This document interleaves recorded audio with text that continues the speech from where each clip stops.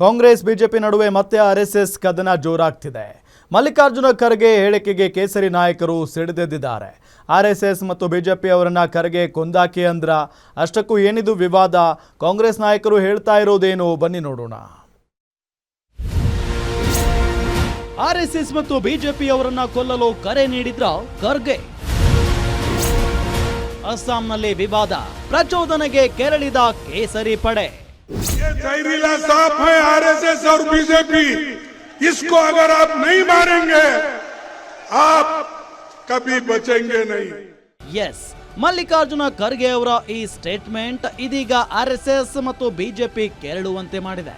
ಅಸ್ಸಾಂನ ಗುವಾಹಟಿಯಲ್ಲಿ ಪ್ರಚಾರದ ಭಾಷಣದ ವೇಳೆ ವಿವಾದವನ್ನ ಮೈ ಮೇಲೆ ಎಳೆದುಕೊಂಡಿದ್ದಾರೆ. ಆರ್ಎಸ್ಎಸ್ ಮತ್ತು ಬಿಜೆಪಿ ಸಿದ್ಧಾಂತವನ್ನ ವಿಷಕಾರಿ ಹಾವುಗಳಿಗೆ ಹೋಲಿಸಿ ಮಾತನಾಡಿದ್ದಾರೆ. ನಮಾಜ್ ಮಾಡುವಾಗ ನಿಮ್ಮ ಮುಂದೆ ವಿಷಕಾರಿ ಹಾವು ಬಂದ್ರೆ ನೀವು ಪ್ರಾರ್ಥನೆಯನ್ನ ನಿಲ್ಲಿಸಿ, ಮೊದಲು ಆ ಹಾವನ್ನ ಕೊಲ್ಲಬೇಕು ಅಂತ ಕುರಾನ್ ಹೇಳುತ್ತದೆ ಎಂದಿದ್ದಾರೆ. अगर कोई इस जहरीला सांप आपके सामने से गुजर रहा है और आप नमाज भी पढ़ रहे हैं, नमाज तोड़ के उस जहरीली सांप को मारना, ये कुरान में कहा है.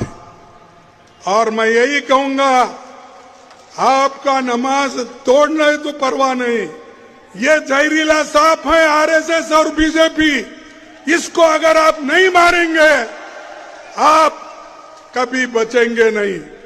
ಇದೀಗ ದೇಶಾದ್ಯಂತ ಮಲ್ಲಿಕಾರ್ಜುನ ಖರ್ಗೆ ವಿರುದ್ಧ ಆಕ್ರೋಶ ವ್ಯಕ್ತವಾಗ್ತಿದೆ. ಅಸ್ಸಾಂನ 2 ಪೊಲೀಸ್ ಠಾಣೆಗಳಲ್ಲಿ ಖರ್ಗೆ ವಿರುದ್ಧ ದೂರು ದಾಖಲಾಗಿದೆ. ಹಿಂದೂ ಮುಸ್ಲಿಂ ಸಮುದಾಯದ ನಡುವೆ ಪ್ರಚೋದನೆ ಮಾಡ್ತಿದ್ದಾರೆ ಅಂತ ರಾಜ್ಯ BJP Yuva Morcha freedom park ನಲ್ಲಿ ಪ್ರತಿಭಟನೆ ಮಾಡಿದೆ. ಜೊತೆಗೆ ಸಿಟಿ ರವಿ, ಪ್ರತಾಪ ಸಿಂಹ ಸೇರಿದಂತೆ ಬಿಜೆಪಿ ನಾಯಕರು ಗುಡುಗಿದ್ದಾರೆ. ಮಲ್ಲಿಕಾರ್ಜುನ್ ಖರ್ಗೆ ಅವರ ಮೇಲೆ ಸೋಮೋಟೋ ಕೇಸ್ ದಾಖಲಿಸಿ, ಯಾಕೆ ದಾಖಲಿಸಿಲ್ಲ? ಇನ್ನು ಕೇಸ್ನ ದೂರು ಕೊಡಲೇಬೇಕಾಗಿಲ್ಲ, ಕೇಸ್ ದಾಖಲಿಸಿ. ಮತ್ತು ಅವ್ರ ಹಿರಿಯರು ಇನ್ನೂ 100 ಕಾಲ ಬದುಕಬೇಕು. ಅವರ ಹೇಳಿಕೆಗಳು ಮಾನಸಿಕ ಅಸ್ವಸ್ಥತೆಯನ್ನು ಬಿಂಬಿಸ್ತಾ ಇದ್ದಾವೆ. ಅವ್ರಿಗೆ ಯೋಗ್ಯ ಚಿಕಿತ್ಸೆ ಕೊಡಿಸಿ, ಆ ಯೋಗ್ಯ ಚಿಕಿತ್ಸೆ ಕೊಡಿಸಿ ಅವರಿಗೆ ರಾಜಕೀಯವಾಗಿ ನಿವೃತ್ತಿಯನ್ನು ಕೊಡಿಸಿ. ನೀವು ನಮಾಜ್ ಮಾಡೋದನ್ನು ಕೂಡ ಬಿಟ್ಟು ಆ ಹಾವನ್ನು ಸಾಯಿಸಬೇಕು ಅಂತ ಹೇಳಿದ್ದಾರೆ. ಅಷ್ಟಕ್ಕೆ ಅವರು ಸೀಮಿತಗೊಳಿಸ್ಕೊಂಡ್ರೆ ಅದು ನಮ್ಮದೇನು ಸಮಸ್ಯೆ ಇರಲಿಲ್ಲ. ವಿಷಕಾರಿ ಹಾವನ್ನು ಯಾರಿಗೆ ಹೇಳಿದ್ದಾರೆ ಅಂತಂದರೆ BJP ಮತ್ತು RSS ಅಂತ ಹೇಳಿದ್ದಾರೆ. ಹೇಗೆ ಹೇಳಲಿಕ್ಕೆ ಸಾಧ್ಯ? ನೀವು ಎಲ್ಲಿ ಆ ವಿಷವನ್ನು ನೋಡಿದ್ರಿ? ಒಬ್ಬ ದೇಶದ ಪಾರ್ಲಿಮೆಂಟ್ನಲ್ಲಿ ವಿರೋಧ ಪಕ್ಷದ ನಾಯಕರಾಗಿದ್ದು, ACC ಅಧ್ಯಕ್ಷರಾಗಿದ್ದು, ನಿಮ್ಮ ನಾಲಿಗೆಗೆ ಒಂದು ಹದ್ದುಬಸ್ತಿನಲ್ಲಿ ಇಟ್ಕೊಳ್ಬೇಕಾಗಿತ್ತು. ಭವಿಷ್ಯ ನನಗನ್ನಿಸ್ತದೆ ಅರುಳೋ ಮರುಳೋ ಅನ್ನೋ ಕಾರಣದಿಂದ ಭವಿಷ್ಯ ಈ ರೀತಿ ಮಾತಾಡ್ತಿದ್ದೀರಾ? ಅಥವಾ ನಿಜವಾಗಿಯೂ ನಿಮಗೇನಾದರೂ ಮಾನಸಿಕ ಆರೋಗ್ಯ ಕೆಟ್ಟಿದೆಯಾ? ಯಾಕೆ ಈ ರೀತಿಯ ಭಾಷೆಗಳನ್ನು ಬಳಸಿದ್ದೀರಿ? ಇನ್ನು ಮಲ್ಲಿಕಾರ್ಜುನ ಖರ್ಗೆ ಅವರ ಹೇಳಿಕೆ ವಿರುದ್ಧ ಬಿಜೆಪಿ ನಾಯಕರು ಕೆಂಡಾಮಂಡಲವಾಗಿದ್ರೆ, ಇತ್ತ ಕಾಂಗ್ರೆಸ್ ನಾಯಕರು ಸಮರ್ಥಿಸಿಕೊಂಡಿದ್ದಾರೆ.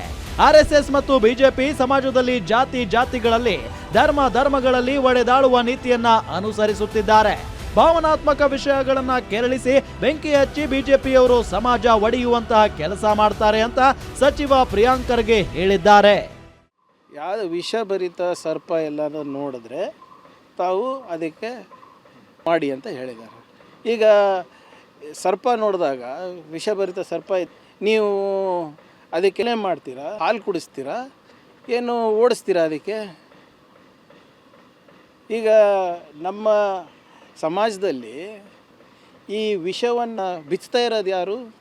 ಯಾಕೆ? ಅಂಥ ಸಿದ್ಧಾಂತಗಳು, ಅಂಥ ತತ್ವಗಳನ್ನು ನಾವು ಉಳಿಸ್ಬೇಕಾ, ಬೆಳೆಸ್ಬೇಕಾ? ಅಲ್ಲ, ಮುಂಚೆಯಿಂದನೂ ಹೇಳ್ತಾ ಇದ್ದೀವಲ್ಲ, ಈ ಸಿದ್ಧಾಂತ, ಈ ತತ್ವ ಏನಿದೆ RSSದು ನಮ್ಮ ದೇಶದ ಪ್ರಗತಿಗೆ, ಸಮಾಜಗಳ ಏಳಿಗೆಗಾಗಿ ಸರಿ ಇಲ್ಲ. ಸನ್ಮಾನ್ಯ ರಾಷ್ಟ್ರೀಯ ಅಧ್ಯಕ್ಷರು, ನಮ್ಮ ನಾಯಕರು ಇವತ್ತು RSS BJP ಭಾರತೀಯ ಜನತಾ ಪಕ್ಷ ಇವತ್ತು ಸಮಾಜದಲ್ಲಿ ಜಾತಿಗಳಲ್ಲಿ ಧರ್ಮಗಳಲ್ಲಿ ಒಡೆದಾಳುವ ನೀತಿಯನ್ನು ಅನುಸರಿಸಿ ಭಾವನಾತ್ಮಕ ವಿಷಯಗಳನ್ನು ಕೆರಳಿಸಿ ಇವತ್ತು ಬೆಂಕಿ ಹಚ್ಚುವಂಥದ್ದು ಅಥವಾ ಇವತ್ತು ಸಮಾಜ ಒಡೆಯುವಂಥ ಕೆಲಸ ಮಾಡ್ತಾ ಇದೆ. ಅದನ್ನು ಖಂಡಿಸಿದ್ದಾರೆ. ಅದು ಸತ್ಯನೂ ಇದೆ. ಒಟ್ಟಿನಲ್ಲಿ ಮಲ್ಲಿಕಾರ್ಜುನ ಖರ್ಗೆ ಅವರ ಹೇಳಿಕೆಯಿಂದ ಈಗ ಕಾಂಗ್ರೆಸ್ ಬಿಜೆಪಿ ನಡುವೆ ಆರ್ಎಸ್ಎಸ್ ಸಂಘರ್ಷ ಜೋರಾಗ್ತಿದೆ. ಈ ಸಮರ ಎಲ್ಲಿಗೆ ಹೋಗಿ ನಿಲ್ಲುತ್ತೆ ಅನ್ನೋದನ್ನ ಕಾದು ನೋಡಬೇಕಿದೆ. ಕವನ Shivanna, political bureau, guarantee news, Bengaluru.